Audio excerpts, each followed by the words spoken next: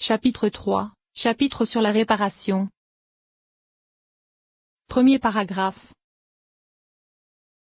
Ainsi, lorsqu'il s'éleva dans la volonté de l'émanateur de faire revivre les morts et de réparer ces rois qui s'étaient brisés et étaient tombés dans le monde de Béria, il décréta et fit s'élever les eaux féminines de bas en haut et provoqua ainsi l'accouplement supérieur des Okma et Bina intérieurs d'Adam Kadmon. Ceci fit émaner un nouveau nom Ma, et les rois furent réparés. Or il a déjà été expliqué plus haut que les 7 lumières des rois de Bon s'élevèrent et furent contenues et se revêtirent des 3 axes de Okma, Bina et Keter qui se propageaient jusqu'à la fin de l'emplacement en question, c'est-à-dire Ezed, Gebura et Tiferet. Ainsi, la propagation se rassembla alors en haut et revint vers ce qu'elle était au début, car il n'y eut que les 3 premières à leur emplacement, et les 7 lumières inférieures s'élevèrent pour se retrouver avec elles en haut. Les 7 lumières inférieures se retrouvèrent donc en haut, à l'emplacement de Bina car c'est elle la mère des enfants, et c'est là que se trouve la réalité de l'emplacement de la grossesse. Et lorsque les 7 lumières s'élevèrent, les réceptacles qui étaient descendus dans Béria s'élevèrent également dans la Tsilut,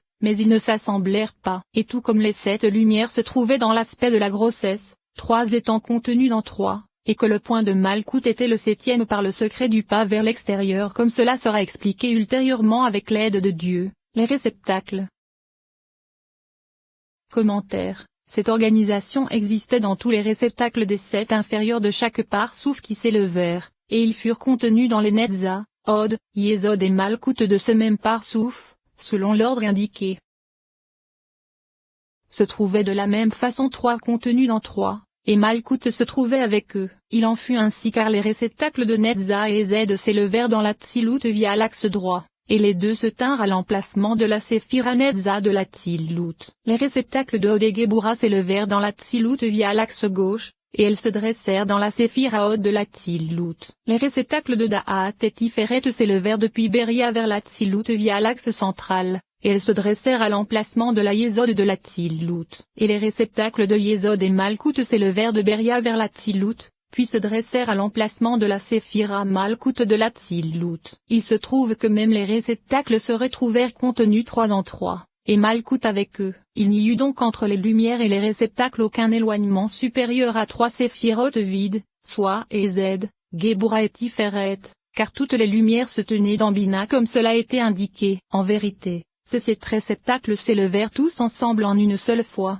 selon les 40 jours de la formation du fœtus. Il en fut ainsi car à chaque période de 10 jours s'élevèrent 2 séphirotes. Lors des 10 premiers jours Ezed et Netza s'élevèrent, lors des 10 suivants Da'at et Tiferet s'élevèrent, lors des 10 suivants Gebura et Od s'élevèrent, et lors des 10 derniers Yesod et Malkout s'élevèrent. En vérité, l'aspect des eaux féminines dont nous avons dit plus haut qu'elles s'élevèrent pour les besoins de l'accouplement supérieur, correspond lui-même à l'élévation des 7 lumières dans Bina. Souviens-toi de cette introduction, c'est-à-dire à quoi correspond l'élévation des eaux féminines. Ainsi, lors de cet accouplement il fallut réparer la totalité des 10 séphirotes, de Keter jusqu'à Malkout, car même les 3 premières n'étaient pas réparées. C'est pourquoi l'aspect de l'élévation de ces eaux féminines se trouvait en haut dans Zab et Sag d'Adam Kadmon, comme cela sera expliqué avec l'aide de Dieu. Et c'est grâce à cet accouplement et à la grossesse que tout le monde de la Tsilut fut réparé, depuis Atik-Yomine jusqu'à Malkout. Au début, ce fut Atik-Yomine qui fut réparé. Puis,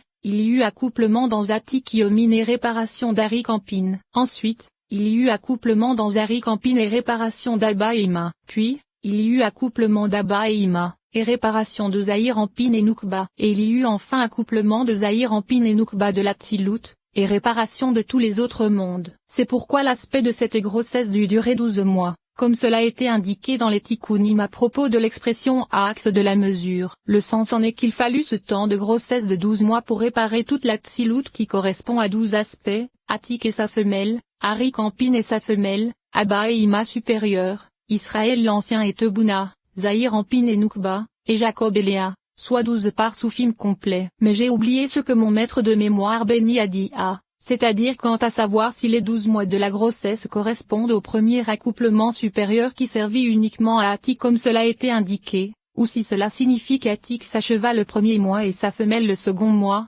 Arik-Ampin le 3e mois, et ainsi de suite. En vérité, la première hypothèse semble la bonne, c'est-à-dire que les 12 mois servirent à Atik uniquement, car en ce qui concerne l'accouplement d'Abba et Ima nécessaire à la réparation de Zahir-Ampin et Noukba il nous a été expliqué qu'il y eut 3 grossesses, une de 12 mois, une de 9 mois, et une de 7 mois.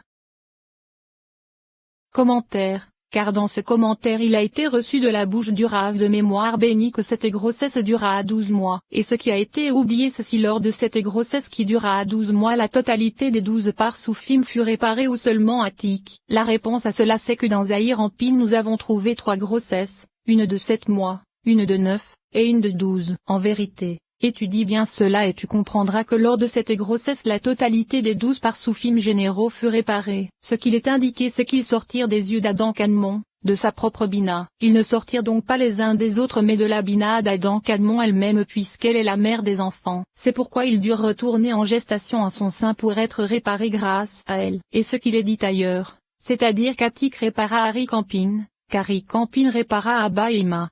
Et qu'Abba et Ima réparèrent Zahir Anpin et Noukba. Ceci concerne les particularités des 12 parsoufim particuliers à chacun des 12 parsoufim généraux comme cela a été indiqué, dans lesquels furent achevés les 10 séphirotes de Bon avec les 10 séphirotes de Mad et 11 autres parsoufim qu'ils contenaient. Ensuite, ils sortirent de gestation et il y eut accouplement dans l'attique de chacun afin de réparer Ari Campin, puis accouplement dans Ari Campin pour réparer Abba et Ima, puis dans Abba et Ima pour réparer Zahir Anpin et Noukba. Grâce à cela tout est correctement établi. Second paragraphe. Ainsi, c'est grâce à l'élévation des eaux féminines qui sont les lumières dont nous avons parlé que l'aspect du tétragramme développé en indice Yodab, qui correspond à l'ensemble des aspects des cerveaux d'Adam Kadmon, s'accoupla avec l'aspect des théamim de Sag qui sont les oreilles, le nez et la bouche comme cela a été indiqué. Car ces théamim de Sag ne contenaient aucune brisure. C'est pourquoi ils s'accouplèrent avec l'aspect d'Adam Kadmon. Mais ceci ne se réfère pas aux lumières qui sortirent de la respiration des oreilles, du nez et de la bouche, mais uniquement à l'aspect de ce qu'elles sont elles-mêmes et à leur intériorité. Et lorsqu'ils s'accouplèrent ensemble, une nouvelle lumière fut engendrée grâce à cet accouplement. Cette nouvelle lumière correspond à l'aspect de Ma, soit le développement en indice Aleph. Et elle se divisa également en 4 aspects, soit les théamim, les nekudot, les tagines et les lettres contenant toute la tzilut. Il en fut ainsi car les théamim de Ma sont l'aspect d'Atik et Omin, les nekudot de Ma sont Ari Campin, les tagines de Ma sont Abba et Ima, et les lettres de Ma sont Zahir Anpin et Noukba, comme cela sera mieux expliqué ultérieurement. Cette réalité du nom Ma en indice Aleph sortit du front d'Adam Kadmon. Or nous avons déjà expliqué précédemment que les choses se firent par degrés car la respiration de l'oreille est imperceptible et plus faible que celle qui sort du nez. La respiration du nez étant elle-même plus faible que celle de la bouche. En vérité, sous cet aspect les 3 sont identiques car ils émettent une respiration. Cependant, l'œil ne possède aucune respiration, mais uniquement une observation. Le sens de cette différence c'est que les 3 correspondent à l'aspect